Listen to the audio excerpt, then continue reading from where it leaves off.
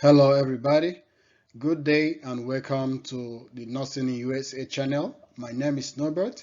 Today I'll be talking about tips for TEAS test, English language usage section. It is good to have in mind that this session is the last part of the TEAS test on the day you'll be taking this test, and it is the last and the shortest part of the test. So this test will be 28 minutes and it's gonna be 28 questions. So 28 minutes to 28 questions. So you're gonna have 28 questions to be answered within 28 minutes. So each question will be 1 minute. So as usual, I'll be talking about the general test tips that I promised you that I will always repeat myself on to help you with retention and recollection. The test is multiple choice, so it is beneficial sometimes to make an educated guess. If you are not sure which answer is correct, make an educated guess. You can as well work backwards sometimes. You might have more success in answering a question by looking at the option first and working backward. This technique is especially useful in math questions. Another technique is look for absolute words. Look for words that signals incorrect statements. For instance, the use of the words like always, never, all, only, must, and will. Statements using absolute or definite words tends to be incorrect because they do not apply in all situations. Another tips on this slide is recognize opposite response option. If you find two opposite response choices, one is probably correct. So when you have answer options that are opposite to each other, one is always the correct one. Two of them cannot be correct. Like you going for all of the above. All of the above does not apply to such a question. Another one is cover up the choices and answer the question. So the choices might make you second guess yourself. If you know the answer without looking at the choices, choose the option closest to your answer and not second guess yourself by reading the distractors. So the last one is rule out wrong answer. By using your existing knowledge, you might be able to identify an incorrect answer. Eliminate incorrect answers and focus on the remaining choices. So now let us juggle our minds and go through some tips. Like these tips are gonna be spontaneous because by it being spontaneous, it's gonna help you to be clarified on whether you have acquainted yourself with the English section of the TEAS test. So spontaneous TEAS for the English section of the TEAS test. We're going to look at the convention of standard English spelling. So there are some rules that you have to have in mind. Rules like when I comes before E, with the exception of after C or when it sounds like A. For example, neighbor and way. Example of this trick that you're going to use. Example of I before E is believe, chief, and achieve. Those are examples. Have them in mind when you're going to apply the strategy of using when word has an alphabet I before E, if you want to know the correct spelling. So the examples that you're going to look at for are believe, chief, and achieve. There are many of them, but when you have these in mind, you're going to know how to apply it whenever you see the words. So example of the exception of after C. Exception of after C is like when you see a word deceive. So you can see that E came after EI came after C, and in perceive EI came after C. Also in conceive EI came after C, unlike the one we did I before E. So I came before E. So these are the difference. So example of when it sounds like A. So you see words like rain, then, and there. So still on convention of standard English spelling, let's look at the vowel spellings. So example of vowel spellings are guidance. You will see is the combination of guide and ends. So when you are spelling guidance, you will see on this slide that the alphabet E is skipped. So you spell guidance as Guidance. So the E after D is skipped to get the correct spelling. So they may deceive you in the test by giving you the spelling Guidance. That is the wrong spelling. So the correct one is Guidance. So another one is hiding.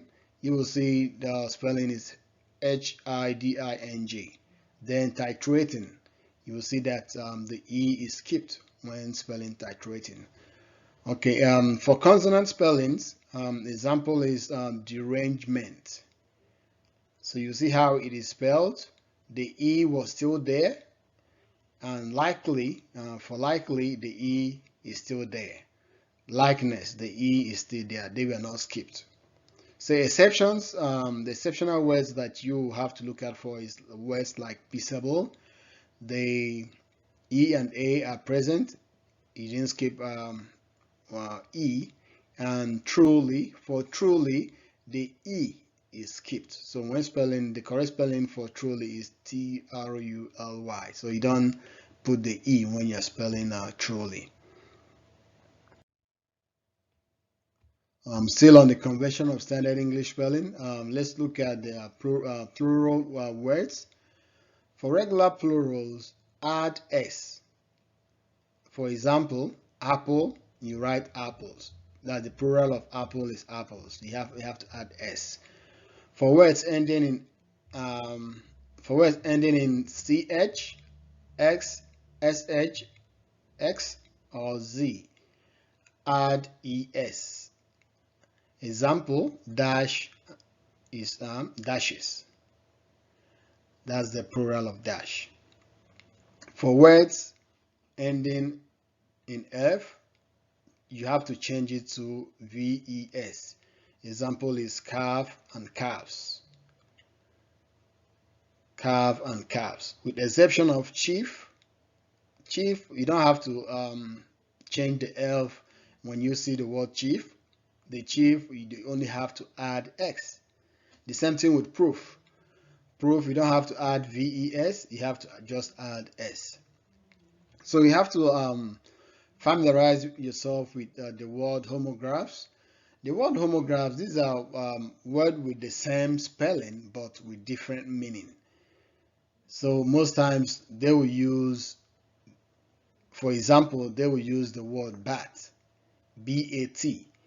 So the presence of this bat in a sentence, the structure of the sentence will help you to understand whether the bat used in that sentence is the bat for playing sports or the bat of an animal, the one that flies in the sky. So this word has the same spelling and pronunciation, but it has different meaning depending on the scenario, depending on the context. So another word you have to be familiar with is the homophones. The homophones, these are words with similar pronunciations but different spelling. and meaning. So they have similar pronunciation but different spelling and meaning. Words like eight and eight. So eight is the past tense of it. Then eight is the is used to represent the figure 8. So one is past tense of it, the other one is used to represent the figure 8. So still on the spontaneity for the English section of the thesis test, we're going to look at the convention of standard English spelling. So we are still on the convention of standard English spelling. So there are some words that are always misspelled, regardless of how knowledgeable you are, regardless of your level of education. Most times you see yourself misplacing few words. It doesn't make you ignorant or an illiterate. These are words that can confuse you if you're not careful about them. So, excuse me. So, some of the words we can find ourselves misspelling are affect and effect. Words like affect and effect. Another word is accept and accept. So that you can see when regarding the affect and effect, when something affects something and the effect something will have on something. So when you say affect, one thing is affecting the other, then effect is one thing making another thing to happen, or something producing an outcome. That's the word, the second one, effect. Then accept is when you accept something, like when you say, okay, yes, I will do this. Then accept is like exception. So you have to make sure you know the difference between the words so that you can tell what they mean in any sentence structure. So words, most people misspell again a lot. So they are spelled as two. A lot is always spelled as two words, not one word. So a lot, you're gonna make it separated, make them separate, a on its own, then lot on its own. So most people will spell them as one word. That is wrong. So look out for it. Another one is a while and a while. So a while is unspecified amount of time, and while the other spelling, a while, that is together, it stands for a short time. So what will tell you the right word to use or the right spelling of the word also depends on the structure of the sentence. So when you know the meaning of the two, you can know which one is the right one to use in a particular sentence structure. So also look at for the words like its and its. It is the first one, its without apostrophe. It is a possessive. Sorry, it's a possessive pronoun. Then the second one that has apostrophe s is a contraction for it is. So when you want to write it is in a short form, you're going to put the apostrophe s. So another word is lose and lose. So the first one with double O is opposite of tight. It's either you're tightening something, you're losing, or you are losing something. So the lose with OOSE is when you are unscrewing something or untightening something. The another one, the one that has one O, is always misspelled as or is misplaced as something or not to win. Or it means, excuse me, it means as misplacement of something or not to win. So the lose with one O, you can say, oh, you lost something or whatever. What it means is when you misplace something or when you did not win, when you lost a game. So that lose means losing or misplacing something. So the last one is no and no, N-O and K-N-O-W. No is to express a negative choice, while the KNOW is to have knowledge of something. So that's the difference. So have them in mind and know. Once you know the meaning, I believe you will know the correct one to use in a sentence. So in the T's, they may write a sentence and put the no, no, while while it is talking about the KNOW, so you will know that that sentence is wrong. That particular option of the question, answer option of the question, you have to like eliminate it because the no does not apply in that particular sentence. So let's keep looking at the convention of standard English spelling. So some other common words that are misspelled are dan and den. Dan is for comparison, while den shows time. Another one is there, and there. There is for location. There is for possession. The second one, there is for possession. It's like I misplaced it. There's a typo here. So there is for location. The other spelling of THIR, there's a typo here. So disregard this typo. This should be TEIR. I will correct this spelling. So TEIR is for possession. Then there is a contraction for they are. That's the last one. So I will look out for this. I will make this correction. So some other words that some people misspell is the two. So the first two, to shows motion or direction. That of two. The two that is spelled to shows motion or direction. Two, the too means also, while the two shows a number. We also have where, and where. We are, where, and where. So these are three words that people misspell most times.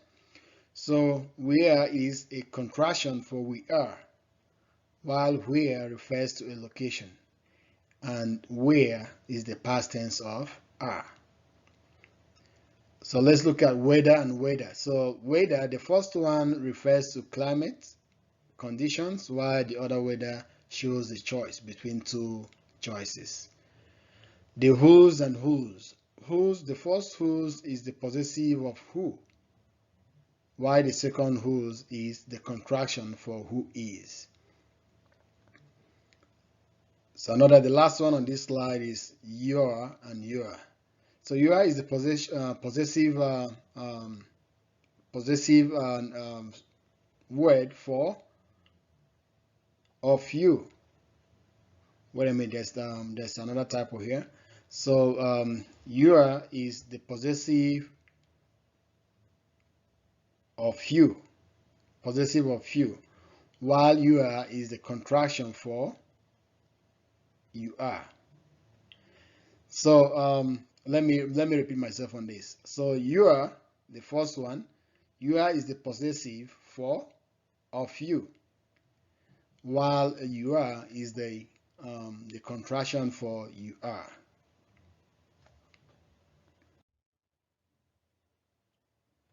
So let's look at punctuations under convention of standard spelling. Punctuation is important because most times in the test they will give you a sentence and then ask you they give you like several sentences and ask you to choose the one that has the correct punctuation, or they'll ask you to figure out the sentence that is incorrect or that is not well punctuated. So we have apostrophes. Apostrophes are used to show possession. Example, that is Eve's hat. So when you see Eve is a name of a person. There's an apostrophe S. So it shows that the hat we are talking about belongs to Eve. That is Eve's hat. So we wrote Eve with apostrophe S. and this represents or shows possessiveness. The colons. Colons are used after an introduction to a list of items. So let's say, dear Miss Adams is an example. Dear Miss Adams. Then you now list whatever you want to say. So it is used after an introduction to a list of items. Comma. So commas are used to separate items in a list or series. So example, when you say hello, what do I call you? So that hello is separated from the other sentence with a comma. So the comma separates the hello from what do I call you. So we have quotation marks. So quotation marks are used to set off direct quotation. Example, Pascal said, excuse me, Pascal said, I am tired today. Pascal said, I am tired. So the person, whoever said this, is quoting Pascal. So that's why I am tired is in quotation mark. So other punctuations that you have to pay attention to are quotation marks, periods, parentheses, and exclamation points.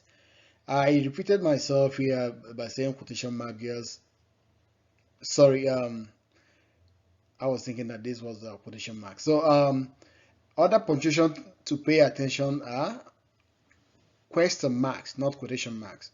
Sorry about that. You have to pay attention to question marks. So the question mark comes after you ask a question. Then period comes at the end of a sentence.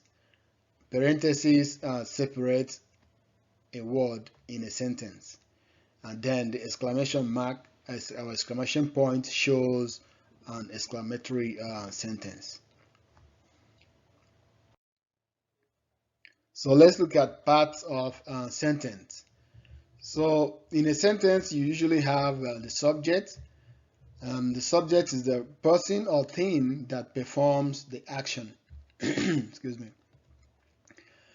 Subject is the person or thing that performs the action. We also have predicates in a sentence. The predicate is the part of the sentence that provides information about the subject. In a sentence, we also have object. The object is the receiver of the action. Complement. Complement is a word that gives meaning to the verb. So familiarize yourself with the dependent clause. The dependent clause. The dependent clause is a group of words that includes a subject and a verb, but it's not a complete sentence. The independent clause is a group of words that include a subject and a verb, and it's a complete sentence. So look at the difference. The dependent, they look at the last sentence, the last part of the sentence is saying, but it's not a complete sentence. But for the independent clause, the last part of the sentence says, and is a complete sentence. So independent and is a complete sentence. That's what ends the sentence here. So also familiarize yourself with what the meaning of phrase. A phrase is a group of words that include a subject or verb. So just this is to refresh your mind. You should know examples of each of these parts of the sentence. Make sure you know the example for each. When it has to do with subject, when it has to do with predicate, when it has to do with object, complement, dependent clause, independent clause, and phrase. Make sure you familiarize yourself with example of the sentences that represent each of them. Then let's look at the knowledge of language. So under this we have singular subjects.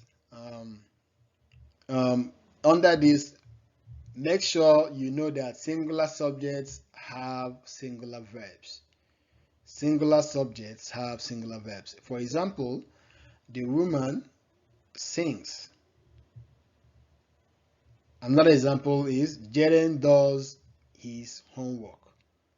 That's an example of singular subject having singular verb.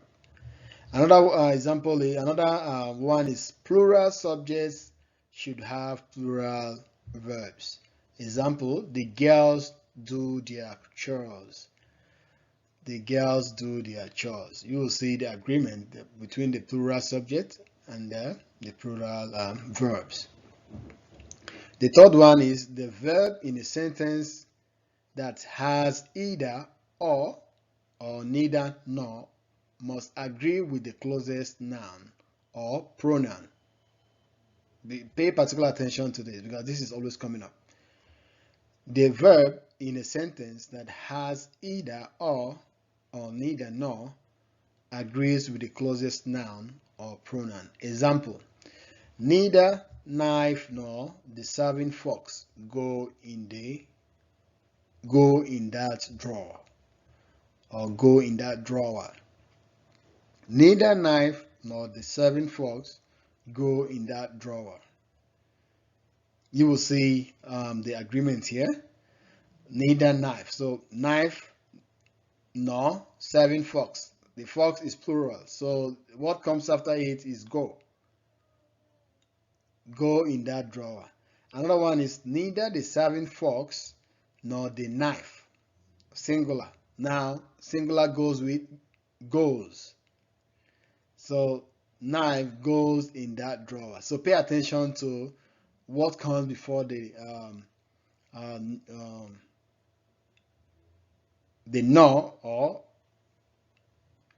like I said on this first example, neither knife nor the serving fork go in that drawer. So pay attention to whether it is a singular word or plural. That will determine what comes after it. In this sentence, we have forks. Forks will go, goes with go, then which is plural. Then this one, knife, is singular and it goes with goes. So I think this is the last slide. We're going to look at vocabulary acquisition. So under vocabulary acquisition, you have to make sure that you know the prefixes and suffixes. The prefixes are added to the beginning of a root word to create a new meaning. Words like means not. Let's say asymmetric. Asymmetric meaning not symmetric.